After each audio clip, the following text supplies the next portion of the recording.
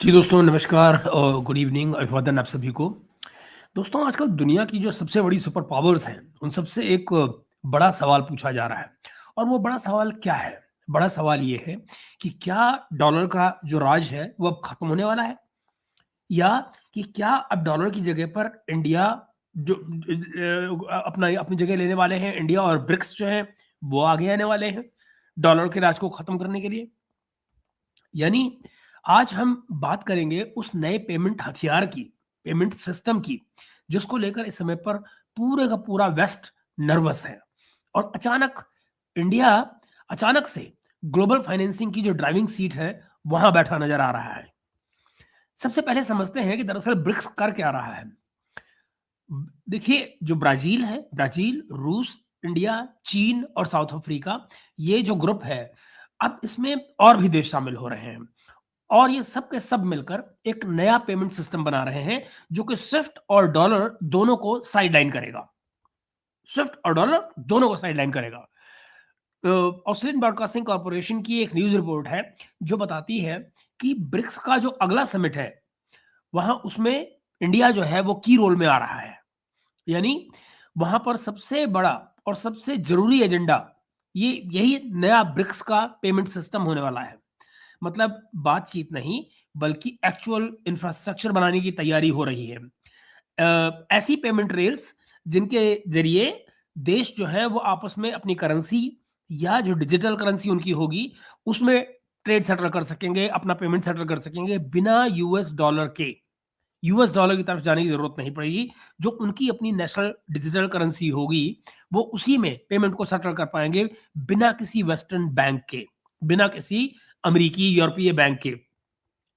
ये यहाँ पर जो सबसे दिलचस्प बात है वो क्या है? वो ये है कि इस पूरे के पूरे प्रोजेक्ट को लीड करने की जो बात है, वो इंडिया के नाम पे हो रही है, भारत के नाम पे हो रही है कि इस सारे के सारे प्रोजेक्ट को भारत लीड करेगा। आपको मैंने कुछ दिन पहले ये बात भी बताई थी कि आरबीआई ने ऑलरेडी भारत सरकार को ये कह दिया है कि जो हमारा इंडियन जो ई-रूपी है हमारा, उसको इस डिजिटल सिस्टम के अंदर डाला जाए। इंटरनेशनल डिजिटल सिस्टम के अंदर उसको डाला जाए। अब बात करते हैं हम दोस्तों स्विफ्ट की। अब स्विफ्ट स्विफ्ट क्या है और स्विफ्ट को लेकर इतना हंगामा क्यों है? देखिए मित्रों, बात ले चलिए 2022 के आसपास। 2022 यूक्रेन की लड़ाई शुरू हो रही थी। यूक्रेन की जब लड़ाई शुरू हो रही थी, रशिया ने ज़ाहिर है कुछ इलाकों पर कब्जा किया यूक्रेन के। उस समय पर पश्चिम ने क्या किया? वेस्ट के पास जो अमेरिकन ट्रेजरी जो है, अमेरिकन ट्रेजरी बॉन्ड्स में उस समय पर 420 बिलियन डॉलर का सरमाया जो है रशिया का, वो इनके पास था, अमेरिका के। अमेरिका ने क्या किया? एक दिन में सीधे-सीधे कि जाओ भई, नहीं दे रहे। 420 बिलियन सीधे-सीधे एक दिन में गायब। अब आप मुझे बताइए, आपका पैसा एक बैंक में रखा हुआ हो, जो आपको इंटरेस्ट देता हो, ना देता हो, लेकिन आपका पैसा कम से कम सेफ पड़ा हुआ है, उस पर आपको कुछ रिटर्न आता है सालाना, ओके। आपने इस चक्कर में उसमें इन्वेस्टमेंट कर रखी, उसको उन बॉन्ड्स को ले रखा है। कल्पना कीजिए एक देश की कि जहाँ पर या उस बैंक की जो अचानक एक दिन कहे कि भाई साहब आपका जो पैसा मेरे पास है, वो मेरा हो गया, तुसी कौन? मैं जानता ही नहीं, भाड़ में जाओ। तो नतीजा क्या हुआ? उस समय से 22 के बाद से लगातार जितने ये बड़े देश थे, चाहे जापान जापान बड़ी कम लेवल पे, लेकिन चाइना, भारत, इस तरह जो तमाम मुल्क थे, इन्होंने बेसिकली अपना हाथ यूएस ट्रेजरी से खींचना शुरू कर दिया। यूएस ट्रेजरी से अपना हाथ खींचना शुरू कर दिया है और उसके बदले में क्या किया उन्होंने? धीरे-धीरे गोल्ड लेना शुरू कर दिया। ये सिलसिला चलता रहा तमाम कोविड के टाइम के इस टाइम पे शुरू हुआ था, लेकिन जब यूक्रेन की लड़ाई हुई और रशिया के साथ इन्होंने जो कुछ किया, उसके बाद में ये सिलसिला और तेज हो गया। और आपने पिछले दिनों देखा होगा ये तेजी इतनी बढ़ी कि तमाम जो गोल्ड का रेट था, वो आसमान फाड़ रहा था। ऊपर से मेटल को लेकर जो बातें आई उसमें एक 1 अप्रैल से भी भारत जो शुरू करने जा रहा है सिल्वर को लेकर। मैंने आपको इस पूरा एपिसोड इसके ऊपर करके दिया हुआ है कि किस तरह से सिल्वर को भारत जो है वो अब एक तरह से मोनेटाइज कर रहा है। तो बेसिकली अब क्या हो रहा है कि दुनिया जो है अपनी करेंसी को जो बैकिंग दे रही है, वो मेटल्स के ज़रिए दे रही है। बजाय इसके कि वो ये कहे कि यू नो एक ओके ओके अम, ये सिलसिला है। आइए इस पूरे अच्छा, तो मैं आपको बता रहा था ये कि स्विफ्ट क्या है और उसको लेकर इतना हंगामा क्यों है। देखिए, स्विफ्ट को ऐसे समझिए, ये दुनिया का एक मैसेजिंग नेटवर्क है जिसके जरिए बैंक एक दूसरे को पेमेंट की इंस्ट्रक्शंस भेजते हैं कि यार हमारे यहाँ इस नंबर का ये अकाउंट इस आदमी का है, आपको हम इंस्ट्रक्शन दे रहे हैं कि इस बंदे के इस अकाउंट में इतने पैसे भेज दो, ये डाल दो, जो भी किस बैंक को कितने पैसे क्रेडिट करने हैं, किसके अकाउंट में क्रेडिट करने हैं, ये तमाम डिटेल देने का जो काम है वो स्विफ्ट की मैसेजिंग सर्विस के जरिए किया जाता है। और अब इसमें क्या हुआ, ज्यादातर जो इंटरनेशनल ट्रेड है वो डॉलर में होता रहा है, और जो डॉलर है वो यूएस बेस्ड फाइनेंशियल सिस्टम जो है उसके जरिए घूमता है, ठीक है ना। तो जब अमेरिका किसी देश पर सैंक्शन लगाता है तो वो क्या करता है, वो उस देश के बैंक को इस सारे के सारे स्विफ्ट सिस्टम से काट देता है, उनके जो डॉलर ट्रांजैक्शन है वो रोक देता है, उनकी जो रिजर्व्स हैं वो फ्रीज कर देता है, डॉलर रिजर्व्स। अब ब्रिक्स को इससे दो बड़ी दिक्कतें हैं दोस्तों। पहला, उनकी जो इकोनॉमिक सॉवरेंटी है, जो उनकी अपनी आर्थिक आज़ादी है, उस वो सब अमेरिका के मूड पे निर्भर हो जाती है। उनका जब मूड किया भैया जिसको अब रशिया का है काट दो, तुम ये बात मानते हो तो ठीक, नहीं तो तुम्हारा सिस्टम ही हम काट देंगे, तुमको डॉलर से अलग कर देंगे, तुम्हारा पेमेंट सिस्टम काट देंगे, स्विफ्ट से अलग कर देंगे, धमकी पे धमकी।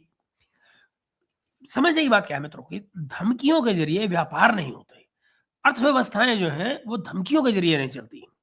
This is something that these guys had to learn. इन्होंने वो चीज नहीं सीखी न उस पर काम किया, और बदलता हुआ जो दुनिया का मूड था उसको भी इन्होंने पहचानने की कोई कोशिश नहीं की, कही कि वो अपनी घमंड उनको अपना इतना था कि भाई हम डॉलर हमारा। देखिए, एक्चुअली डॉलर क्या है मित्रों, जरा समझिए, ये जो तमाम डॉलर बेस्ड सिस्टम है, और डॉलर को जो रिजर्व करेंसी बना के रखा गया, इसका फायदा क्या हुआ, इसका फायदा ये हुआ कि अमेरिका के पास में एक क्रेडिट कार्ड आ गया जिसका बिल उसको देना ही नहीं था। डॉलर छापो, काम खत्म।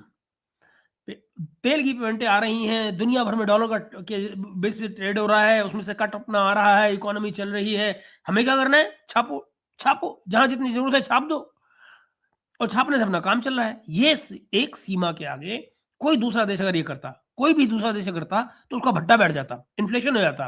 क्यों? आपके पास करेंसी नहीं छप रही है बिना किसी बात के, तो वो इन्फ्लेशन का वहां पूरा खतरा हो जाता। अमेरिका में नहीं, क्योंकि वो कवर करने के लिए पीछे से आ रहा है ना, पेट्रो डॉलर से, रिजर्व करेंसी के जरिए जो कमीशन आ रहे हैं वो सब कवर अप कर रहे हैं उसको, है ना। तो ये इनको इस बात का नशा लगातार चढ़ा रहा। अब देखिए, तो दूसरा बात क्या है, एक तो मैंने बताया कि आज़ादी आज़ादी आपकी जो आर्थिक आज़ादी है वो अमेरिका के मूड पे निर्भर हो जाती है। दूसरा क्या है कि हर एक ट्रांजैक्शन में उन्हें डॉलर में घूम कर जाना पड़ता है। आप युआन में ट्रेड कर रहे हैं, आपको पेमेंट जो है स्विस में करनी है, मगर आपको डॉलर के जरिए जाके होके आना है। अगर आप पेमेंट स्विट्जरलैंड में करनी है आपको, तो आपको डॉलर नहीं चाहिए ना, आपको तो स्विस फ्रैंक में कर देनी चाहिए पेमेंट, पर आप स्विस फ्रैंक में नहीं कर रहे हैं। आपकी जो पेमेंट का सिस्टम है वो तय हुआ है डॉलर में, डुर्र, आप घूम के जा रहे हैं। या कि फॉर एग्जांपल आपको सऊदी अरब में करनी है, आपको रियाल में पेमेंट करनी है, तो आप रियाल में पेमेंट ना करके आप क्या कर रहे हैं, डॉलर में पेमेंट कर रहे हैं, डॉलर से फिर रियाल में जाएगी, तो बीच में कमीशन जो है वो अमेरिका खा रहा है ना। तो ये इसमें क्या है, टाइम भी एक्स्ट्रा लग रहा है, एक्स्ट्रा रिस्क भी लग रहा है, और एक्स्ट्रा कॉस्ट भी लग रही है। तो इसीलिए अब ब्रिक्स क्या कह रहा है, ब्रिक्स कह रहा है कि भाई हमको एक अपना सिस्टम चाहिए जो हमारे कंट्रोल में हो, वॉशिंगटन के कंट्रोल में ना हो, या फॉर दैट मैटर किसी और दूसरे देश के कंट्रोल में ना हो, ब्रिक्स देशों के कंट्रोल में हो। ओके, तो चलिए थोड़ा फिर टेक्निकल हिस्से को आसान भाषा में समझते हैं। वो कैसे, कि जो प्लान सामने आ रहा है इस समय पर, उसके 3-4 की पॉइंट्स हैं। वो क्या क्या पॉइंट हैं? एक, कि ब्रिक्स के अंदर ट्रेड करते समय हर एक देश अपनी जो लोकल करेंसी है, या जो उसकी सेंट्रल बैंक की डिजिटल करेंसी है, जिसको सीबीडीसी कहा जाता है, वो यूज करेगा। जैसे कि इंडिया के लिए ई रुपया है हमारा, चीन के लिए डिजिटल युआन है उसके लिए, है ना। और ट्रांजैक्शन के लिए दूसरी बात क्या है, ट्रांजैक्शन के लिए एक नया क्रॉस बॉर्डर पेमेंट नेटवर्क बनेगा, नया सिस्टम बनेगा क्रॉस बॉर्डर पेमेंट्स का, पूरा एक नेटवर्क क्रिएट होगा। ब्रॉडली इसको क्या कहा जाता है, ब्रिक्स पे, या फिर ब्रिक्स पेमेंट सिस्टम, इस तरह का नाम कुछ दिया जा रहा है उसको, जो कि यही स्विफ्ट वाला काम करेगा। या लेकिन लेकिन डॉलर रूट के बिना करेगा, बिना डॉलर में गए हुए।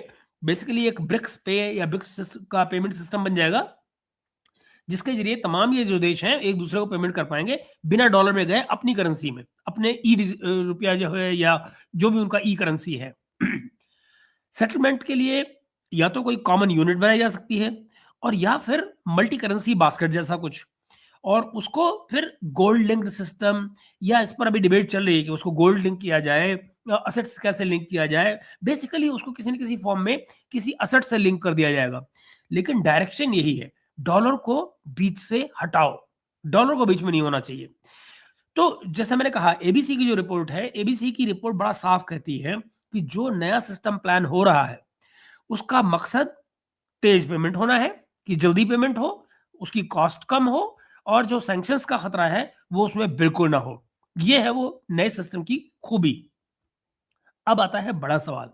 बड़ा सवाल ये दोस्तों कि भारत इसमें कैसे लीड ले रहा है, क्योंकि पिछले कुछ सालों में भारत ने दुनिया को एक चीज दिखा दी है। वो क्या? डिजिटल पेमेंट एट स्केल, यानी UPI model basically.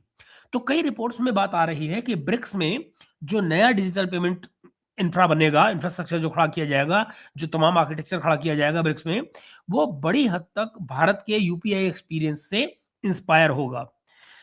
Interoperability, instant payment, low cost, massive volume handling, ये तमाम चीजें उसमें देखी जाएंगी, जैसे कि हमारे इस यूपीआई वाले सिस्टम में होता है। इसके तीन फायदे डायरेक्टली भारत को मिलते हैं। तीन फायदे कौन से हैं? एक, कि भारत या इंडिया जो है वो एक टेक्नोलॉजी प्रोवाइडर या रूल सेटलर बन सकता है, कोई पार्टिसिपेंट नहीं।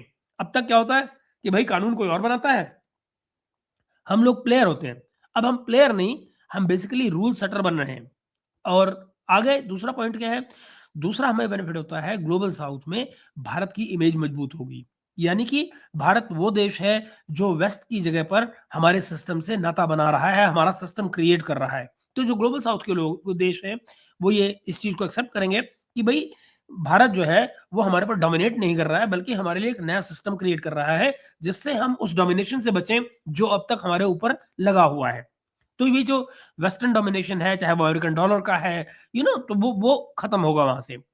लॉन्ग टर्म में अगर भारत इस नेटवर्क में की नोड बनता है, एंड नोड की बात कर रहा हूं मैं, इसको ये ध्यान रखिएगा, इसको सिस्टम बजाय ये नोड है एक तरह का। तो अगर भारत इसमें एक की नोड बनता है, तो रुपए का जो डिमांड है और जो जो भारत का इन्फ्लुएंस है इस सारे में, वो बढ़ जाएगा। अब जरा फोकस करते हैं दोस्तों चाइना के ऊपर। ये बहुत इंपॉर्टेंट है, जरा सुनिए। इकोनॉमिस्ट हैं, इकोनॉमिस्ट अमेरिका के हैं, पीटर शिफ। तो पीटर शिफ ने एक पूरी चेतावनी दी है इसके ऊपर। वो क्या कह रहे हैं? वो कहते हैं कि China wants to back its currency with gold while the dollar is backed by nothing, कुछ भी नहीं। मैं दोबारा बोल रहा हूं, जरा गौर से सुनिएगा पीटर शिफ ने कल क्या कहा है। इकोनॉमिस्ट ने कल कहा है, China wants to back its currency with gold while the dollar is backed by nothing, that is checkmate, game over, खत्म। मतलब क्या हुआ इसका? मतलब इकोनॉमिस्ट पीटर शिफ के मुताबिक चीन धीरे धीरे एक ऐसा सिस्टम बनाना चाहता है जिसमें युआन के पीछे सोना या और दूसरे ऐसे हार्ड एसेट्स, मेटेलिक एसेट्स जो हैं उनका बैकअप मौजूद हो, चाहे वो ऑयल का हो, किसी और चीज का हो, रेयर अर्थ मिनरल्स का हो फॉर एग्जांपल। जबकि अमेरिकी डॉलर के पीछे आज कोई रियल एसेट की बैकिंग नहीं है। तो सिर्फ भरोसा और अमेरिकन पावर, यही दो चीजें हैं जो बेसिकली उसको चला रही है कि नहीं नहीं, अब डॉलर है तो कुछ ना कुछ दे ही जाएगा। बट आपके पास है क्या? आपके पास कुछ नहीं है सिवाय प्रोमिसरी नोट, उस कागज के जो आपको उसके लिए मिलता है, ट्रेजरी के लिए मिलता है जब आप ट्रेजरी बाय करते हैं। अगर Beijing gold backed yuan model को अग्रेसिवली आगे बढ़ाता है तो तीन बड़े बदलाव हो सकते हैं। तीन बड़े बदलाव कौन से हो सकते हैं? एक, कि दुनिया को पहली बार एक मेजर नॉन वेस्टर्न करेंसी मिलेगी। पहली बार नॉन वेस्टर्न करेंसी मिलेगी जो कहेगी भरोसा नहीं है, ठीक है, गोल्ड सेटलमेंट ले लो, क्या मुश्किल है। कोई जरूरी नहीं है कि आपको ई रुपया लेना है या ये लेना है, इट्स गोल्ड बैक्ड। आपको करेंसी चाहिए, ठीक, आपको लगता है करेंसी धोखा दे सकती है, गोल्ड ले लो, नो प्रॉब्लम। ओके, तो ये यही मतलब है उस गोल्ड बेस्ड का, गोल्ड बैकिंग का। ऑयल, गैस, कमोडिटीज, इनमें जो ट्रेड है वो युआन में शिफ्ट हो सकता है। क्योंकि सेलर सोचेगा मैं कागज नहीं बल्कि एक गोल्ड लिंक्ड एसेट ले रहा हूँ। मैं जो एसेट ले रहा हूँ वो खाली कागज नहीं है कि भाई एमी कोई प्रोमिसरी नोट है जिसको पता नहीं कल कोई इनकैश करेगा या नहीं करेगा। तो मैं ले रहा हूँ एक ऐसा एसेट जो सोने से जुड़ा हुआ है। I can convert it anyways. Countries जो है, जो देश हैं, वो अपने डॉलर रिजर्व्स की जगह पर युआन या सोने को बढ़ाएंगे। इससे क्या होगा? जो डॉलर डिमांड पर सीधा सीधा प्रेशर आएगा, यानी कि डॉलर की जो डिमांड है वो कम होएगी, और ये प्रेशर जो है वो अमेरिका को बहुत जल्दी महसूस हो जाएगा। पीटर सिफ इकोनॉमिस्ट एक और एंगल उठाते हैं। वो क्या कहते हैं? जब से वॉशिंगटन ने डॉलर को सैंक्शंस का हथियार बनाया है, जरा समझिएगा। वो कहते हैं जब से वॉशिंगटन ने डॉलर्स को सैंक्शंस का हथियार बनाया है, फॉरेन एसेट्स फ्रीज किए हैं, तब से दुनिया भर के देशों ने सोचना शुरू कर दिया, यार ये रिजर्व्स हमारे हैं भी कि नहीं, क्योंकि हमने ले तो लिए ये जो जो आप ट्रेजरी बॉन्ड्स ले लेते हैं डॉलर के, लेकिन आपके लेने क्या फायदा? किसी भी दिन अमेरिका का मूड खराब तो उन्होंने कहा जाओ सब रिजर्व भाग गए तुम्हारे, भागो। बेसिकली जब आप ट्रेजरी बॉन्ड्स लेते हैं अमेरिका के, तो आप क्या करते हैं? आप बेसिकली अमेरिका को पैसा दे रहे होते हैं, एक कर्जा दे रहे होते हैं कि भाई ये लो, आज तुमको हम दे रहे हैं ये पैसे तुम्हारे हुए। अब अगले 3 साल 2 साल जो भी आपको 5 साल लगाने हैं, इस पे आप पैसे को इस्तेमाल कर लीजिए, इस पे कमाई करिएगा, कुछ हमको भी दे दीजिएगा, you know that that sort of thing. तो बेसिकली वो जो इन्वेस्टमेंट है, जो पैसा मुफ्त का मिलता रहता है इनको, जब मैंने कहा कि कार्ड कार्ड क्रेडिट कार्ड है, पेमेंट कोई और कर रहा है वाली बात, तो ये चीज जो है, फिर लोगों को अब ये नजर आएगी इस सिचुएशन में कि भाई ये जो रिजर्व्स हैं, यानी कि जो कागजी हमको डिजिटल दे रहे हैं हमको ये अमेरिका वाले, क्या कहते हैं, ट्रेजरी बॉन्ड्स, ये हमारे हैं भी या नहीं, न जाने कब अमेरिका इनको वापस ले ले या मना ही कर दे कि नहीं देता, जाओ कर लो अगर। इसी डर की वजह से रशिया, चाइना और कई ब्रिक्स देश तेजी से सोना खरीद रहे हैं और डॉलर सिस्टम से हटके ऑल्टरनेटिव पेमेंट सिस्टम बना रहे हैं। जैसे चीन का है किप्स, सीआईपीएस किप्स, ब्रिक्स का ये नया सिस्टम बन रहा है। इनफैक्ट किप्स का आपको याद होगा अभी हमने इस्तेमाल भी किया था, जब हमने हमारे यहाँ जब रशिया ने पिछले दिनों कहा था तेल की पेमेंट्स के लिए कि उनको करीब 10 से 15% की पेमेंट जो है वो चाहिए थी, हार्ड कैश में, डॉलर्स में, बजाय इसके कि हम उसको डॉलर्स मतलब फॉरेन करेंसी में वहां अपने यहाँ चाहिए थी, ना कि रुपए में, जैसे हम यहाँ थे उनके पैसे फंसे हुए। तो उस पैसे का जो 15% था वो हमने ये किप्स का यूज करके, जो ये चाइना वाला सिस्टम है, और आरबीआई ने उनको मेरे ख्याल से दुबई से ट्रांसफर किया था। यानी ब्रिक्स पेमेंट का जो सिस्टम है दोस्तों, वो सिर्फ टेक्निकल प्रोजेक्ट नहीं है, बल्कि चीन की उस बड़ी स्ट्रेटजी का हिस्सा है जिसमें एक तरफ वो गोल्ड लिंक युआन को एक नैरेटिव बना रहा है, और दूसरी तरफ वो एक ऐसे नेटवर्क बना रहा है जहां डॉलर और अमेरिकन बैंक जो है उनको बीच से हटाया जा सके। वो मेरे और आपके बीच में, यानी कि दो देशों के, जिनका मतलब उन दो देशों में जाहिर अमेरिका नहीं है, तो अगर अमेरिका नहीं है और दो अलग देश अमेरिका के अलावा कोई आपस में संबंध बना रहे हैं, आर्थिक संबंध बना रहे हैं, तो उसमें अमेरिकन बैंक का कोई काम नहीं होना चाहिए। बेसिकली वो ऐसा सिस्टम बना रहे हैं। इकोनॉमिस्ट पीटर सिफ की नजर में ये जो कॉम्बिनेशन है, यानी कि gold plus yuan plus BRICS type का जो पेमेंट सिस्टम है, ये तीन चीजें जब मिलती हैं तो आने वाले समय में जो डॉलर की डोमिनेंस है उस पर ये सबसे बड़ा हमला होगा। और बाय द वे, ये हमला इसी साल होना है। कब? जब भारत में ब्रिक्स की समिट होगी। तो आप जरा समझिए कि हम इस साल कैसे कैसे बदलाव देखने जा रहे हैं, और उनका न जाने कैसा बड़ा भयानक किस्म का इंपैक्ट आएगा दुनिया की तमाम अर्थव्यवस्था पर। यहाँ थोड़ा बैलेंस जरूरी है, वरना ऐसा लगेगा जैसा कि मैं भी आपको डर बेचने की कोशिश कर रहा हूं। तो जरा सुनिए, डॉलर आज भी दुनिया की रिजर्व जो असेट्स हैं उनका सबसे बड़ा हिस्सा है। ग्लोबल ट्रेड का जो बड़ा चंक है आज भी डॉलर में ही हो रहा है, लेकिन दो चीजें हैं जो बड़े साफ तरीके से बड़ी तेजी से बदल रही हैं। वो क्या है? पहला, कि ब्रिक्स और जो दूसरे देश हैं वो डॉलर फ्री ट्रेड की तरफ बड़ी रफ्तार के साथ में आगे बढ़ रहे हैं। यानी एनर्जी डील्स, हथियारों की डील्स, रॉ मटेरियल्स में, और लोकल करेंसी में, वैकल्पिक जो और ऑल्टरनेटिव जो पेमेंट्स हैं उनमें उनका इस्तेमाल करने की बात जो हो रही है वो अब तेजी से बढ़ रही है कि हर चीज की पेमेंट के लिए या तो लोकल करेंसी या ऑल्टरनेटिव जो सिस्टम्स हैं उनका इस्तेमाल किया जाए। और दूसरी बात क्या है? दूसरा है कि अब लोग ओपनली ये कह रहे हैं, बड़े खुले तौर पर कह रहे हैं कि हमको एक प्लान बी चाहिए, यानी सिर्फ डॉलर पर डिपेंड नहीं कर सकते हैं, हमको इसका एक ऑल्टरनेटिव चाहिए ताकि हमें चूज कर सके और डॉलर अपनी शर्तों को बेहतर कर सके कि whether we want to go for dollar और समथिंग एल्स। बेसिकली आइडिया क्या है? आइडिया ये है कि dollar should be one of the currencies and not the only currency. This is what people are saying, है ना?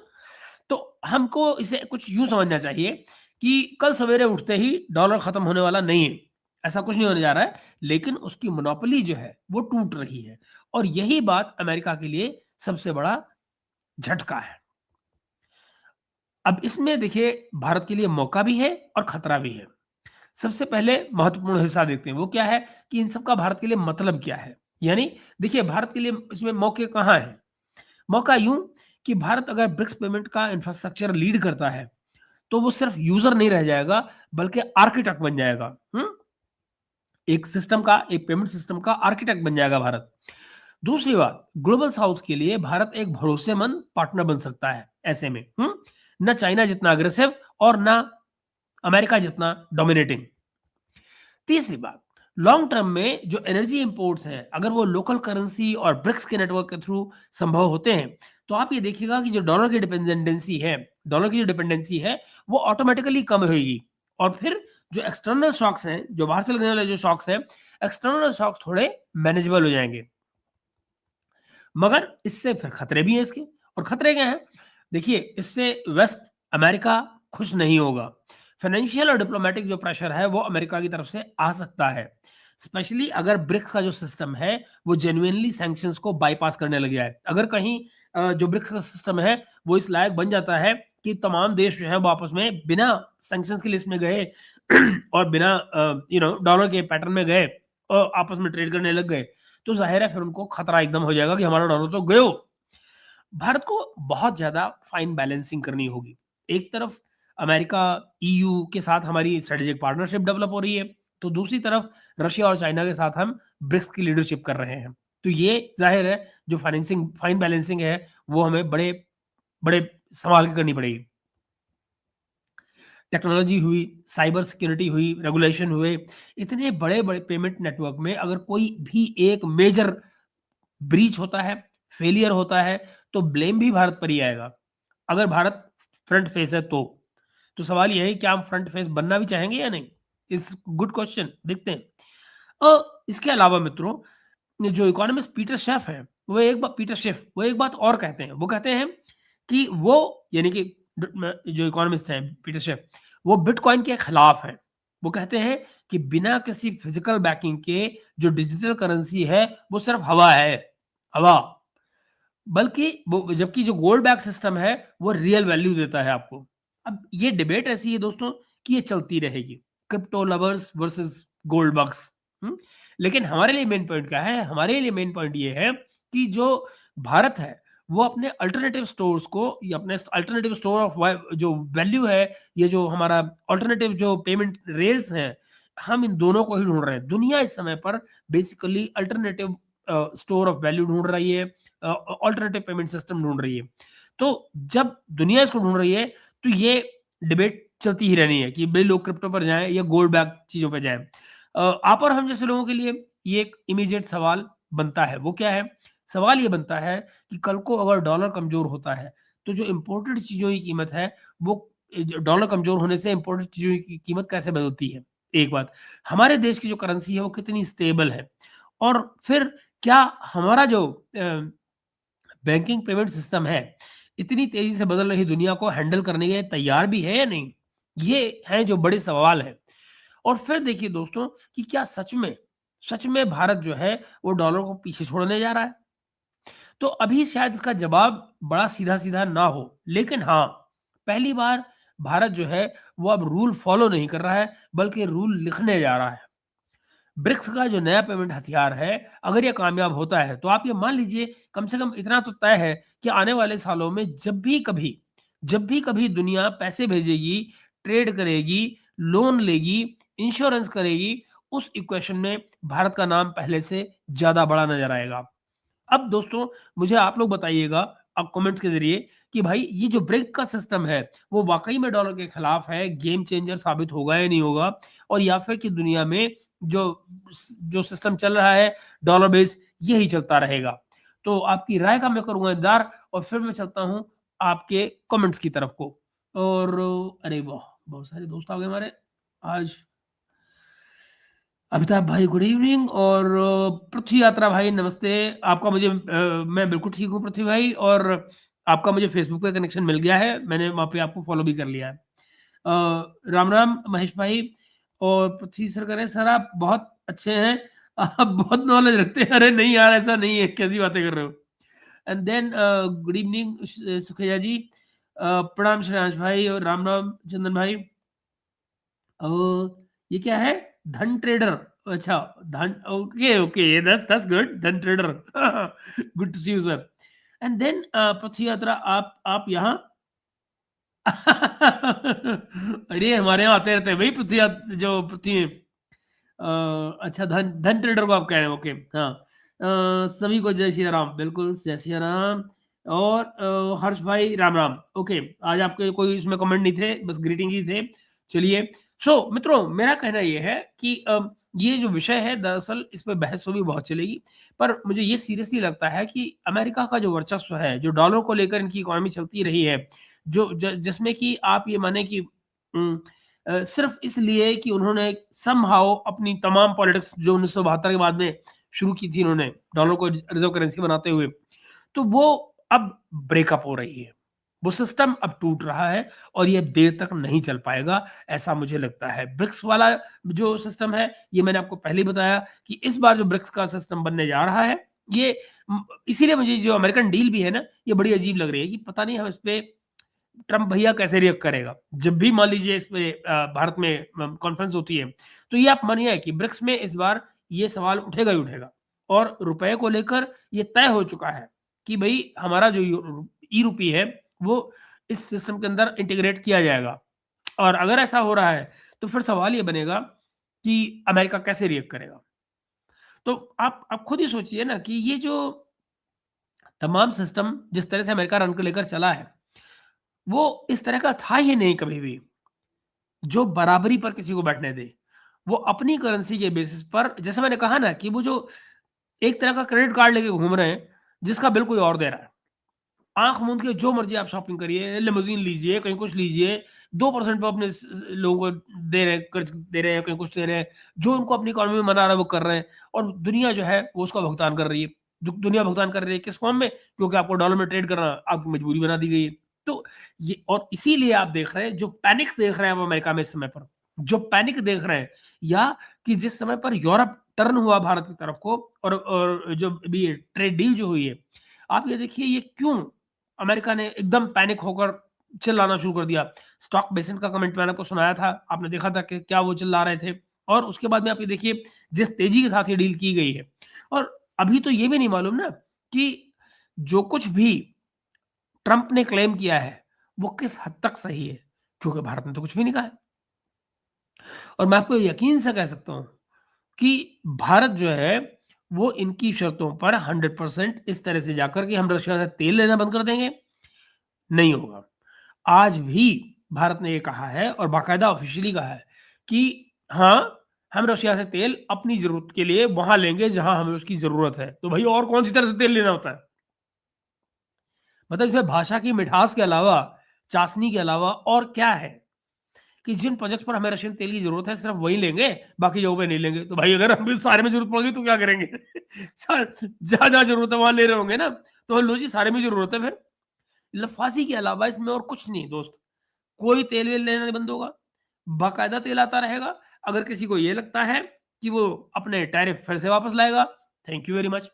आप अपनी इकोनॉमी पहले झेल चुके हैं, आगे भी झेलेंगे। मगर इससे अब दुनिया अपने रास्ते नहीं बदलेगी। दुनिया ने, चाहे वो यूरोप है, अभी कनाडा का आप देखने जा रहे हैं, जगह-जगह पर कनाडा किन-किन क्षेत्रों में आपके यहाँ आ रहा है कोलैबोरेशन के लिए। अ, इज़राइल आ रहा है, यूएई की 7 चीज़ें और आगे बढ़ेंगी। और बाय द वे, अभी तो आपसे मुझे बात करनी है यूएई को लेकर भी, क्योंकि आपको मालूम है ना कि यूएई ने अभी कल यूरोप के अखबारों में इस बात को लेकर बड़ी खबर थी कि उन्होंने अमेरिका को ये पाकिस्तान को ये कह दिया है कि आपको जो हमने 3 बिलियन दे रखे थे, एक्चुअली आपको याद होगा ना, जब 12 बिलियन इनके पास है टोटल, जो इन्होंने आईएमएफ से कर्जा लेते समय 12 बिलियन दिखाए थे अपने अकाउंट में। उसमें से 3 बिलियन जो थे वो यूएई के थे। वो जब अभी इन्होंने जय हिंद सस्ता जर्नलिस्ट भाई, तो इन्होंने और जय जगन्नाथ है शायद, इन्होंने क्या किया है कि वहाँ जब आए हैं अभी यूएई के प्रेसिडेंट जब वहाँ पहुँचे थे, पाकिस्तान, यहाँ आने से पहले, शिकार के लिए वहाँ आए थे, तो वो कुछ चिड़ियों का शिकार करते हैं, कुछ दूसरी चिड़ियों का भी शिकार करते हैं, वो वहाँ जब आते हैं, इसी के लिए आते हैं वहाँ पे। तो पाकिस्तानी जो है वो बस ऐसे ही होते हैं। खैर, तो वो आते हैं वहाँ और आते ही वो एयरपोर्ट पर बैठते हैं और एयरपोर्ट से ही कहते हैं, भैया बात सुनो, पहले तो तुम हमको पैसे वापस करो, जो तुमने हमारे ले रखे हैं 3। तो इन्होंने क्या किया कि उनको कहा कि जी पैसे-वैसे मत माँगो, हमको 2-3 साल का गैप दे दो, 2-3 साल के लिए रोल ओवर दे दो और ये और वो। तो उन्होंने कर दिया मना। तो उन्होंने क्या किया, 1 बिलियन उनको जो है इमीडिएटली फौजी फाउंडेशन में से 1 बिलियन के शेयर बनवाने की बात कर दी कि हम उसको 1 बिलियन का आपको शेयर दे रहे हैं। ओके, ठीक। वो बात खत्म हो गई, वो शिकार-शुकुर करके वापस चले गए, उसके बाद भारत आए। भारत में उनकी वो 3 घंटे की जो यात्रा थी, उसमें उन्होंने भारत के साथ डील की। वो डील करने के बाद में जब वापस गए और जाते ही उन्होंने एक नया काम कर दिया। वो क्या कर दिया, अब उन्होंने पाकिस्तान से कहा है कि भाई जो बचे हुए हमारे 2 बिलियन बचे, वो सारे वापस करो। सारे वापस करो। अब ज़ाहिर है रो पड़े। ये तो रोने में माहिर हैं, रो पड़े कि भैया क्या कर रहे हो? बदरली मुल्क है हम तो, बदरली इस्लामिक मुल्क, sole nuclear power, sole Islamic nuclear power.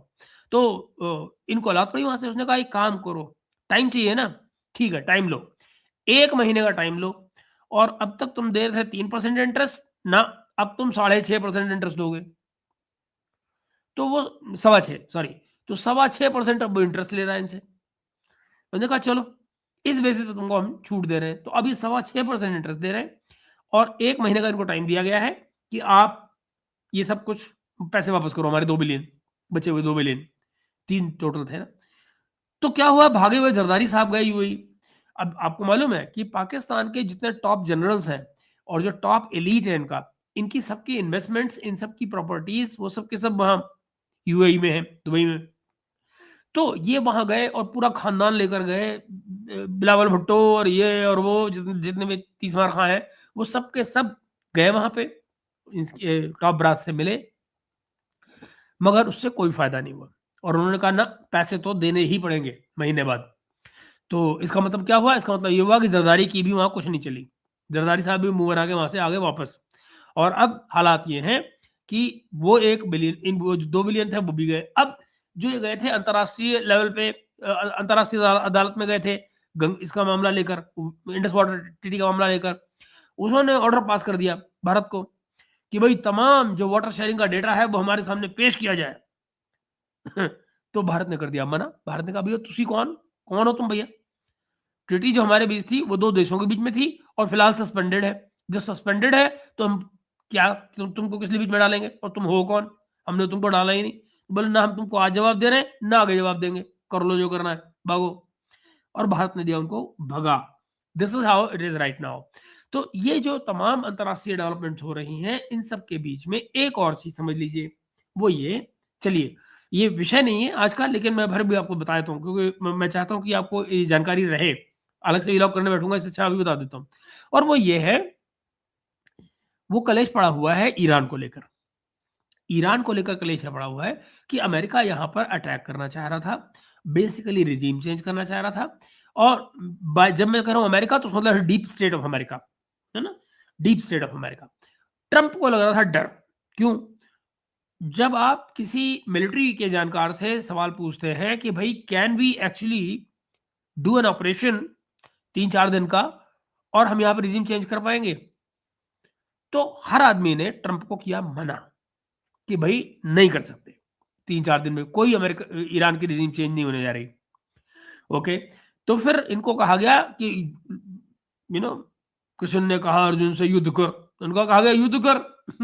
और वो युद्ध जो है ट्रंप की नैनी बन रही है।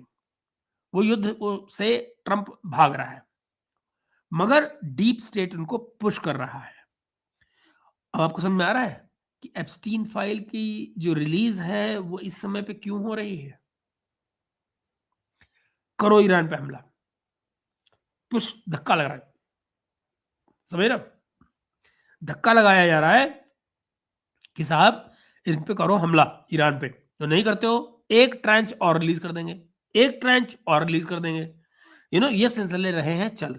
एनीवे, तो बेसिकली क्या है, ट्रंप को पुश किया जा रहा है ईरान पर हमले के लिए। ईरान ने क्या कहा है?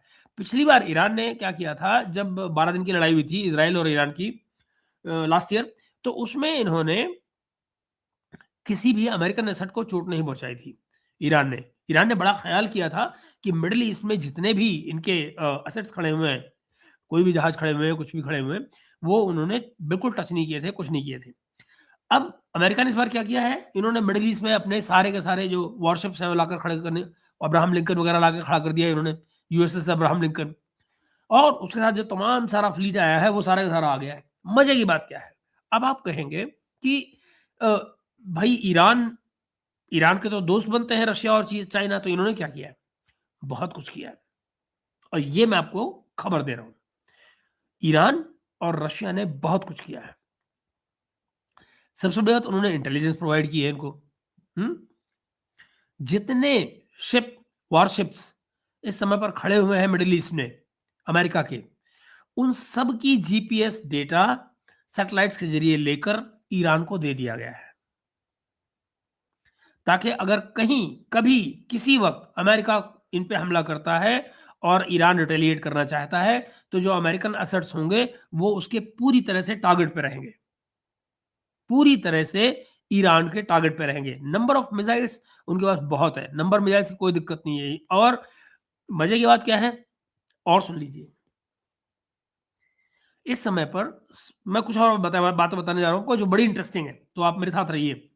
क्या हो रहा है, तो यहां पर ये किस्सा चल रहा है, ईरान के हमले से इनकी नानी मरी हुई है। इनको डर भी ये लग रहा है, क्योंकि ईरान ने कह दिया है कि हम तो सबको मारेंगे, जितने मिडिल ईस्ट में अड्डे खड़े हुए हैं अमेरिका के, हम सबको मारेंगे, चाहे वो इसराइल के हो चाहे वो अमेरिका के हो, हमारी निगाह में दोनों एक है, हम तो दोनों को मारेंगे। नतीजा क्या हो रहा है, ट्रंप की नानी मरी जा रही, भैया एक और सिर्फ एक मिसाइल चाहिए जो किसी यूएसएस अब्राहम लिंकन को लगनी है, यानी कि किसी भी वॉरशिप को लगनी है, और वो ट्रक नीचे जाएगा, और उससे जो अमेरिका को और उसकी इज्जत को जो नुकसान पहुंचेगा, वो उसकी भरपाई नहीं हो सकती है।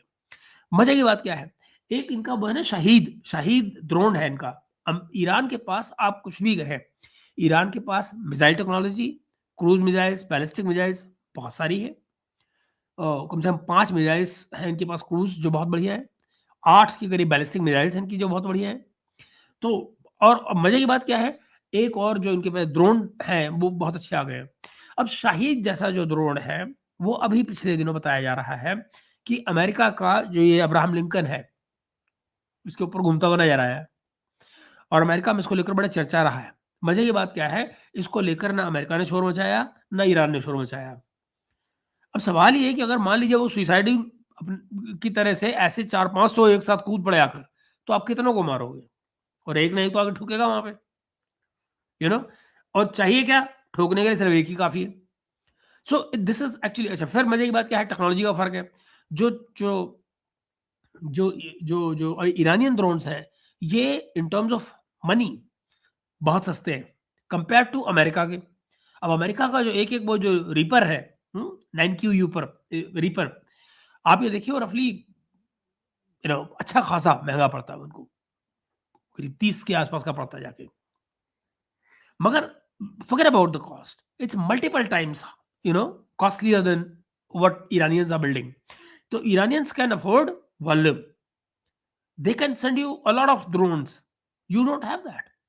अच्छा, फिर आप एक और चीज ले लीजिए, एक और चीज बनाते हैं जो बड़ी जबरदस्त है। सऊदी अरब ने अभी भी सौदा किया है पैट्रियट मिसाइल्स का। पैट्रियट मिसाइल्स जो बेसिकली इस किस्म के जो इंट्रूडिंग हवाई जहाज जो आ रहे होते हैं आपके एयर स्पेस को बचाने के लिए, पैट्रियट मिसाइल्स लगती हैं, राइट। सऊदी अरब ने जो सौदा किया था इनसे पैट्रियट मिसाइल्स का, सुनने में आ रहा है दोस्तों, और बड़े रिसोर्सेज से मिलिट्री के, वो ये कि वो खत्म करने जा रहा है। पूछो क्यों? भरोसा नहीं है। कारण कोई टाइम फ्रेम ही नहीं है।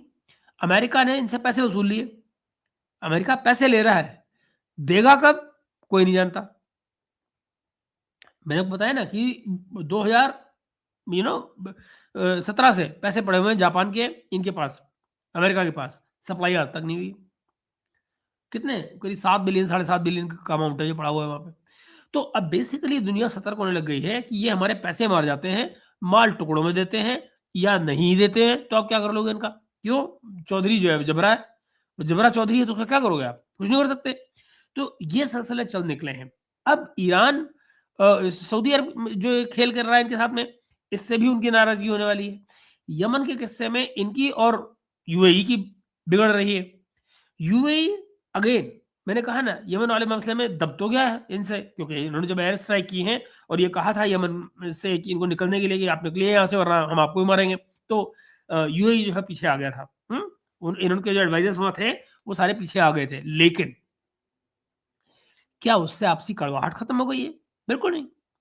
और बहुत पॉसिबल है कि वन ऑफ द फैक्टर्स जिसकी वजह से अमेरिका जो यूएई है उसने पाकिस्तान से जो पैसे मांगे हैं 2 बिलियन वापस, बहुत पॉसिबल है कि ये राइवलरी उसका एक रीजन हो। क्यों? क्योंकि भाई पाकिस्तान ने अपनी साइड चुन ली है। पाकिस्तान ने तो ये चुन लिया है कि हम सऊदी अरब के साथ खड़े हैं और हमारी उनसे डिफेंस डील है और हम तो अब सऊदी अरब पे होने वाला हमला हम पे हमला माना जाएगा। तो इसका मतलब क्या हुआ? इसका मतलब ये हुआ कि जो यूएई है, वो पाकिस्तान के साथ नहीं चल सकता है। क्यों? क्योंकि आप मेरे एडवर्सरी के साथ में मिले हुए हैं और अपने ऊपर होने वाले हमले उसके ऊपर होने वाले हमले को अपने ऊपर अपना हमला मान रहे हैं। तो फिर बात कैसी होगी आपसे? तो बेसिकली इस रात की सुबह नहीं वाला मुद्दा है। यूएई और पाकिस्तान के जो रिलेशन है, वो एक ऐसे अंधेरे में जा चुके हैं, जहाँ से निकलने का अब कोई रास्ता नहीं है। वो रास्ता कोई है ही नहीं। ज़ाहिर है दूसरी तरफ जो यूएई का पार्टनर भारत में जो उनको पार्टनरशिप मिली हुई है, वो अच्छी खासी है और हर दिशा में है। हाँ, एक और चीज़ बतानी थी आपको। इज़राइल भी परेशान, क्योंकि लॉन्ग लड़ाई के लिए वो अमेरिका को पुश कर रहा था। अच्छा, आप अगर अपने एयर डिफेंस को मजबूत करना चाहते हैं, तो आपको क्या चाहिए? पैट्रियट मिसाइल्स अमेरिका वाली, ठीक? पैट्रियट मिसाइल्स को एक और चीज़ की ज़रूरत पड़ती है। इस समय दुनिया भर से जो पैट्रियट मिसाइल्स के ऑर्डर्स आए हैं, जो मित्र देशों के लिए ऑर्डर्स आए हैं अमेरिका के पास, वो उनको फुलफिल कर ही नहीं सकता। पूछिए क्यों? भाई उसमें चाहिए रेयर अर्थ मिनरल्स। किसके पास? चाइना के पास। ऐश करो। आप समझ रहे हैं? ये है गेम कि अमेरिका गया फंस। जिनको आप दबा रहे थे कल तक, उनके पास असली माल है और वो असली माल आपको वहां चाहिए जिसके बल पर आप लोगों पे हमले करेंगे। तो जो टॉप ग्रेड मिसाइल्स हैं इनकी, वहां सब पे लगेंगे रेयर अर्थ मिनरल्स। एक सीमा के आगे आप वो पैदा कर ही नहीं सकते। क्यों नहीं पैदा कर सकते? क्योंकि चाइना आपको देगा ही नहीं। चाइना आपको देगा ही नहीं। तो ये हो गया है क्लेश दुनिया की पॉलिटिक्स में इस समय जो असली हल्ला मचा हुआ है, जहां पर जो अमेरिका की जो पावर वेन हो रही है, खत्म हो रही है, कमजोर हो रही है, कम हो रही है, वो इसलिए हो रही है क्योंकि ये अपने ही खेल में फंस गए। आर्थिक रूप से इन्होंने इकोनॉमिकली लोगों को दबाने की कोशिश की, धमकियां देने की कोशिश की, प्रेस करने की कोशिश की। नहीं होता यार। एक सीमा के आगे आप किसी को कितना दबा लोगे? और अगर आप किसी से कोऑपरेशन मांग रहे हो, तो कोऑपरेशन डरा के तो नहीं मिला करती ना। जो सच्ची कोलैबोरेशन है, वो किसी को डरा के थोड़ी मिलेगी। मगर ये वही रास्ता है जो अमेरिका ने आज तक अपनाया है। तो अब देखते हैं कि ये रास्ता तो खत्म हो रहा है। इसके चलते जो इनका मिलिट्री की जो पावर है, वो भी अब उस रफ्तार पे नहीं जा रही है। और दूसरी तरफ जिनके पास वो माल है, तो आप ये देखिए कि वहाँ पर अब यू नो टेक्नोलॉजी भी है उनके पास। वो अपनी चीज़ें बना भी सकते हैं। और आप क्या करेंगे? आपके पास तो कुछ भी नहीं है। आपके पास तो कुछ भी नहीं है। इनके बर्रात में कहाँ थे? कनाडा से हो सकते थे। कनाडा, उसने भी हाथ छीन लिया इनसे। और आप हर रोज़ जिसको धमका रहे हैं उस कनाडा को, तो वो आपसे कौन-सी तरह से आपके ऊपर जो वो करेगा, रिलाय रिलाय करेगा। मैं नहीं कह रहा हूँ कि कनाडा की जो रिलेशन है वो सब पे खराब हो जाएँगे कि भई वो उनकी इकोनॉमीज़ एक-दूसरे से अलग हो जाएँगी, ऐसा नहीं है। मगर रास्ता दिखा दिया गया है अल्टरनेटिव क्रिएट करने का कि आप किसी एक पर निर्भर होंगे तो मारे जाएँगे। बेसिकली निर्भरता जो है वो मारे जाने का रास्ता खोलती है। ये इतनी सी बात है। तो मित्रों मेरे ख्याल से आपके कमेंट्स बहुत सारे आ गए हैं। ओके। जी, सस्ता जर्नलिस्ट के बाद में था ये। हाँ, अभी अभी क्या कह रहे हैं हमारे सऊदी तो कंगाल होने वाला है। क्या भारत को बेल आउट करके सऊदी कुछ अपने पक्ष में फिर कर सकता है भारत? सऊदी अरब को हम अभी कैसी बातें कर रहे हो? तो हमारे पास कितना पैसा है जो हम सऊदी अरब को दे देंगे भाई? सऊदी अरब की इकोनॉमी का साइज़ देखिए, अपनी इकोनॉमी का साइज़ देखिए। सऊदी अरब का फॉरेन एक्सचेंज देखिए, अपना फॉरेन एक्सचेंज देखिए। आप किसकी मदद करने की बात कर रहे हैं? आप सपने देख रहे हैं क्या? मतलब सऊदी अरब की मदद भारत इकोनॉमिकली कैसे करेगा? उनके पास भी पैसे की कमी है, वो इसलिए हो रही है कि वो नियम जो अपना स्टेट बना रहे थे, नया शहर बना रहे थे, वहाँ पैसे की कमी पड़ रही है, वहाँ उन्होंने अंधाधुंध पैसा लगाया पहले। अब उस प्रोजेक्ट को भी ये लोग स्लो कर रहे हैं, क्योंकि ज़ाहिर है कि आपके पास उस तरह की कैपेसिटी नहीं बन पा रही है। और दूसरी बात क्या है कि इसीलिए ये जो तेल है, उसको बढ़ाना चाह रहे थे, उसके दाम बढ़ाना चाह रहे थे, ताकि रिकवरी हो पैसे की। तो वो भी नहीं होने जा रहा है जल्दी से। एक और बात समझ लीजिए जहाँ पर बहुत ज़्यादा कन्फ्यूज़न है, वो जो अमेरिका कह रहा है भारत को तेल की बात, कि वो हम तेल भारत को बेचेंगे, यहाँ का भी, वेनेजुएला का भी। आई एम नॉट वेरी श्योर कि ये जो बात ट्रंप ने कह दी है, बोल देंगे तो ट्रंप कुछ भी बोल देता है, उसका लॉजिक से कोई लेना देना होता ही नहीं है। लेकिन मुझे डर ये है कि मुझे नहीं लगता है कि ये सही है। वहाँ इट्स ये जो इनका वेनेजुएला वाला जो ऑयल है वो इतना भारी है, स्लज जिसको कहते हैं। तो बेसिकली वो इतना स्लज है उसमें ऑयल में कि वो हमारे यहाँ पर तो आई एम नॉट श्योर कि हमारे यहाँ पे उस तरह की रिफाइनरीज़ हैं, क्योंकि वो ये तो कहा जाता है कि रशियन ऑयल जैसा है, लेकिन वो एग्ज़ैक्टली रशियन ऑयल नहीं है। वो एग्ज़ैक्टली रशियन ऑयल जैसा नहीं है। तो उस ऑयल को अगर कोई ले भी लेगा यहाँ पर, तो उसकी रिफाइनिंग कैसे होएगी? यू नो बड़ा किस्सा है। I I am not very sure. और ये कहना कि नहीं साहब वो हमने वहाँ सब बात हो गई है और वहाँ से निकलना शुरू हो जाएगा तेल, ऐसा नहीं लगता मुझे। गुरिल्ला वॉरफेयर का पूरा खतरा है वहाँ पर। अभी की जो सरकार है वहाँ उसने कह दिया है कि नहीं, नहीं, नहीं, नहीं हम आपके साथ चलेंगे, हमें रहने दो, एज़ इट इज़ रहने दो। बट ये सब कब तक चलता रहेगा कौन जाने, कब किसकी गद्दी हिलेगी। ये तमाम बातें हैं जो मुझे आपके साथ करनी थी आज। मुझे लगा मैं आपकी बात का कुछ बताऊँ आपको। अच्छा अभी आगे कह रहे हैं ये डेस्परेट वाले कभी भारत और कभी रशिया तो कभी डेस्परेट वाले कभी भारत और और रशिया को उठने नहीं देंगे। नहीं, पर कोई आपको उठने दे ना दे, उठना तो आपका काम है भाई। आप ये क्यों सोच रहे हो कि आपको कोई उठने देगा? दुश्मनों को से या अपने कॉम्पिटिटर को कोई इस तरह से स्पेस थोड़ी देता है। पाकिस्तान हैज़ बिकम रियासत मदीना सही मायने में, बिल्कुल ठीक बात है। बिहारी बाबू आगे कह रहे हैं Saudi Arabia wants to become Europe Pakistan ऐसे ही है, क्या कहा जाए? ऑलराइट जन्मेंजय पांडा, ओके जन्मेंजय पांडा जी कह रहे हैं, महेश जी बलूचिस्तान की खबर बताएँ।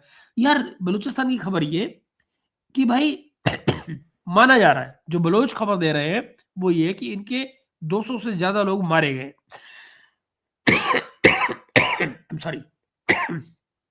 पाकिस्तानी फ़ौज के 200 से ज़्यादा लोग वहाँ मारे जा चुके हैं और ये बताएँगे नहीं आपको कभी भी। मज़े की बात क्या है कि सोशल मीडिया के अलावा बलोच लोगों के पास भी कोई मीडियम तो है नहीं, बेचारे कोई टेलीविज़न चैनल हो उनका जहाँ से वो खबर दे देंगे। तो वो सोशल मीडिया पर ही खबर दे सकते हैं। ये पाकिस्तानी मीडिया में उनकी खबर नहीं आने देते हैं, राइट? मगर इस सारी बात को आप इस नज़रिए से भी जोड़कर देखिए कि बलोचों के हाथ में अमेरिकन राइफ़ल्स का इनके हाथ में होना। आपने अगर ख्वाजा आसिफ की स्पीच सुनी है जो उसने पार्लियामेंट में दी है पाकिस्तान की, सेनेट में, वहाँ उसने कहा है कि भई इनके पास जो गन्स हैं, बलूचों के पास जो गन्स हैं, वो तो 20-20 लाख की एक-एक गन है, 15 से 20 लाख की एक गन है और हमारे तो अपने फौजियों के पास ये गन नहीं है। उनका मैं नहीं कह रहा हूँ। ये पाकिस्तान के डिफेंस मिनिस्टर ख्वाजा आसिफ ने पार्लियामेंट में कहा है कि भई इनके पास तो 15-15, 20-20 लाख की एक-एक गन है, जिसमें टेलीस्कोप लगे हुए हैं, नाइट विज़न गॉगल्स लगे हुए हैं, थर्मल इमेजरी के सिस्टम लगे हुए हैं और वो बाकायदा अंधेरे में भी देख के मारते हैं लोगों को, तो वो तमाम बातें उन्होंने वहाँ एक्सेप्ट की हैं और उसके नतीजे में क्या नज़र आता है कि इनको लॉस अच्छा खासा हुआ है, जिसको बोल नहीं पा रहे हैं ये लोग। तो let's see how it goes. Because आने वाले दिनों में मुझे लगता है कि अमेरिका कुछ ना कुछ कोशिश इस तरह की करेगा, बजाय हमला करने की, क्योंकि हमला करना आप ये समझ लीजिए काउंटर प्रोडक्टिव हो सकता है इनके लिए। अनलेस कि इंटरनली विद इन ईरान ये कुछ कर पाएँ और मज़े की बात क्या है, अब तक नहीं कर पाए हैं। अब तक ये कुछ भी नहीं कर पाए हैं वहाँ पे। तो आगे क्या कर पाएँगे? बड़ा सवाल है, मैं नहीं जानता। अ, ओके। महेश जी, बलूचिस्तान का रिएक्शन पाकिस्तान इंडिया में जरूर करेगा। सस्ता जर्नलिस्ट, ये एक्चुअली कुछ और भी है किस्सा। मैंने इस पर एक प्रोग्राम आपके साथ पहले किया था। मुझे सीरियसली लगता है and I believe in it कि ये कोई ना कोई गड़बड़ करेंगे भारत के साथ में, ये जरूर करेंगे, क्योंकि उसके अलावा इनके पास कोई रास्ता नहीं है।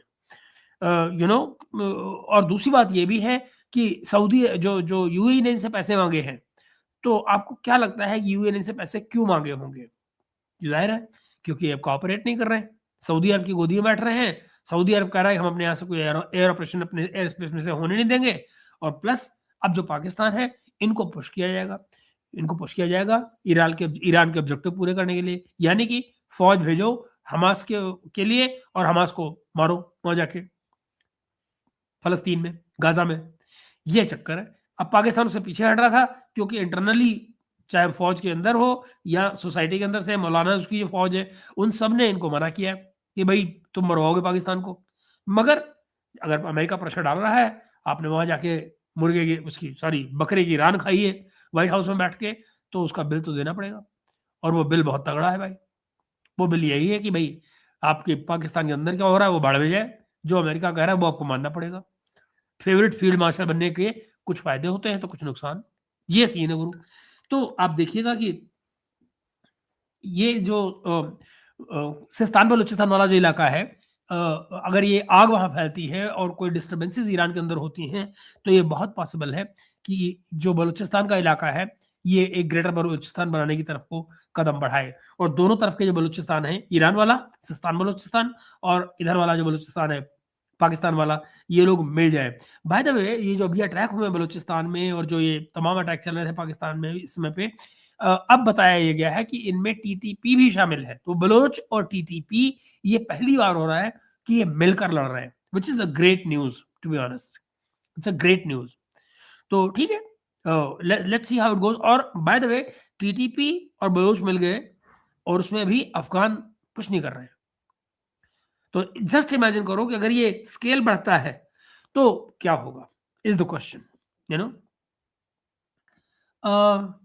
ओह, and that also reminds me कि ये जो सऊदी अरब वाले पैसे हैं, ये अगर एक महीने, सॉरी, अगर ये यूएई वाले जो पैसे हैं, अगर ये महीने बाद पाकिस्तान को देने पड़ जाते हैं, तो जाहिर है 12 में से ये पैसे कम होंगे। 2 कौन देगा कोई जानता नहीं है। और प्लस इसके अलावा मार्च में, मेरे ख्याल से मार्च में इनकी हाँ, मार्च में इनका आने वाला है, वो क्या कहते हैं, रिव्यू। तो आईएमएफ जो है वो इनका रिव्यू भी करने जा रहा है मार्च में।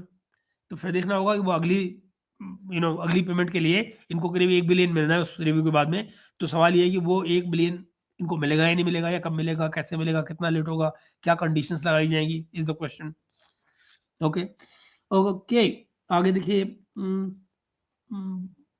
ओके, बेल आउट से मेरा मतलब through investment in Neom city through our business conglomerate, I think Saudi Turk Pakistan alliance will be dangerous for us. But ये अलायंस बन ही नहीं रहा है, तो आप इस पे डर क्यों रहे हैं? There is nothing like Saudi Turkey Pakistani alliance, there is nothing like that. जो अलायंस बन रहा है वो बन रहा है सऊदी, टर्की और इजिप्ट का। सुन रहे? Saudi, Turkey, Egypt. तुम्हें क्या लगता है? कुछ सोचो तो सही। पाकिस्तान के पास कोई क्या करने आएगा? पैदा कुछ नहीं होता है, कर कुछ सकते नहीं है, खाली वो न्यूक्लियर बम दिखाकर कब तक चलोगे भाई? और सबको खतरा ये होता है कि भाई आज इनसे दोस्ती कर लो, कल ये घर आके तुम्हारे पैसे मांगने लग जाएंगे कि लाओ हम फंस गए, अब हमको हमारी मदद करो। क्यों? दोस्त हो। अब दोस्त हो तो भुगतो, कर्जा दो या मुफ्त का दो, ये सवाल है। Nobody is interested. वो जस्ट अलायंस की जिसकी बातें हो रही थी, ऐसा लग रहा था, या पाकिस्तानियों ने जिस वक्त प्रेजेंट ऐसे किया था कि वो हमारे से बात हो गई है और टर्की आ रहा है, वो भी इसका हिस्सा बनेगा, ये वो। Nothing doing. वो इजिप्ट की तरफ चले गए और वो इजिप्ट के साथ में करने जा रहे हैं उस सौदे को। तो टर्की, सऊदी अरेबिया, इजिप्ट मिलकर काम करने जा रहे हैं। They are forming an alliance, Pakistan is out of it. So अभी भाई ये छोड़ो, ये बात आउट ऑफ क्वेश्चन है, क्योंकि हो ही नहीं रही। सस्ता जर्नलिस्ट भाई कह रहे हैं कि अल्लाह ने बनाया पाकिस्तान दोबारा महेश जी नमस्ते। अरे इंदु तुम आ गए? क्या पाकिस्तान काउंटर क्वेश्चन कर रहा है? हैं? क्या पाकिस्तान काउंटर क्वेश्चन अरे यार स्वयं बायकॉट करके स्वयं खेलने को रेडी हुए। अभी कहाँ रेडी रेडी हुए यार? अभी कहाँ खेलने को रेडी हुए? अभी नहीं हुए। चल क्या रहा है? कुछ भी नहीं हुआ अभी तो। अभी तो कुछ भी नहीं हुआ है। और अभी तो पार्टी शुरू हुई है यार। 15 भी बहुत दूर है। अभी तो we are still at what 5th, आप तो 5 ही है अभी। हाँ, क्या कर रहे हो इंदु? अभी तो बहुत जल्दी है। अभी तो बहुत कुछ होना है वहां पर, है ना? चलिए, तो मित्रों अभी क्या करें? पाकिस्तान का नवाज़ जनाज़ा सिर्फ एक ही मुल्क पढ़ सकता है और वो है हमारा प्यारा अफ़गानिस्तान। मैं ये कह सकता हूँ अभी भाई इंशाअल्लाह अ, हो गए हैं रेडी, यदि नहीं हुए हैं तो हो जाएँगे। हाँ, ये मुझे भी लगता है इंदु कि आखिर में होते-होते हो जाएँगे। सवाल ये है कि अभी तक पीसीबी ने तो लिखा नहीं है और अब शायद लिखने का टाइम भी बहुत निकल चुका है। दूसरी बात ये कि मान लीजिए कि अगर ये अब दोबारा खेलने आते हैं क्योंकि पीसीबी ने तो ट्वीट किया नहीं कोई। अगर पाकिस्तान की सरकार खेलने के लिए आ रही है, क्योंकि जो मना किया है वो सरकार ने किया है, तो बस इज्जत क्या बचेगी? दुनिया क्या कहेगी? Is the question. और जिसका ये नाम ले रहे हैं बांग्लादेश का वो झूठ है, क्योंकि इस समय पर जो शर्तें मानी जा रही हैं, माना ये जा रहा है कि जो ये बातें माँग रहे हैं भारत से, शर्तें क्या लगा रहे हैं भारत के ऊपर? 3 शर्तों पे बात कर रहे हैं हो रही है और वो तीनों की तीनों अकॉर्डिंग टू कमर चीमा के सुपुत्र-कुपुत्र तुम्हारे कमर चीमा वो कह रहा है कि 3 शर्तों पे बातचीत हो रही है और वो क्या है कि एक, भारत हमारे साथ बायलैटरल क्रिकेट खेलना शुरू करे और न्यूट्रल पे ना खेले, पाकिस्तान आके खेले, एक बात। डब्ल्यूटी उसमें जो वर्ल्ड चैंपियनशिप में उसकी गिनती हो, तीसरी बात, यू नो बेसिकली वो अपनी और पैसा-वैसा दे दो कुछ, बेसिकली वो तीसरी बात है वो। तो basically what they are looking for is self interest in the garb of supporting Bangladesh और शायद यही कारण है। अच्छा, एक ऐसे देश को आप क्या संभाल रहे हैं, ये क्या उसके लिए लड़ रहे हैं जो खुद हमारे साथ कोऑपरेट कर रहा है? उनकी शूटिंग की टीम यहाँ आ रही है, उनके कोचेस के और खिलाड़ियों के सबके वीजे हो गए हैं and they are trying to create some sort of normalcy, whereas आप उनके नाम पे उछल कूद रहे हैं बिना बात में। जिस जिस जजमेंट के लिए तुम खड़े हो रहे हो कि ये जजमेंट गलत आई है, बांग्लादेश खुद कह रहा है कि हम उस जजमेंट को स्वीकार करते हैं। वी एक्सेप्ट दैट, हमें वो सजा मंजूर है जो हमको दी गई है। बात खत्म हो गई। So they are wheels within wheels. और मजे की बात क्या है कि जब भी इसमें फाइनल बात आएगी कि भाई इन्होंने क्या डिमांड्स की जो आईसीसी ने मानी या नहीं मानी, वो बड़ा इंटरेस्टिंग होगा देखना, क्योंकि पता तभी ये लगेगा कि दरअसल बांग्लादेश के नाम पर ये क्या पाना चाह रहे थे। यू नो ये तुम्हारी बात सही है। वैसे भी इंदु, जो इज्जत है पाकिस्तानियों की निगाह में आनी जाने वाली चीज है, तो आने जानी आनी जानी है, आनी जानी इज्जत ये तुमने खुद ही लिख दिया, वो आनी जानी है पाकिस्तान के लिए जाने वाली चीज है। बिल्कुल सही बात है। ऑलराइट।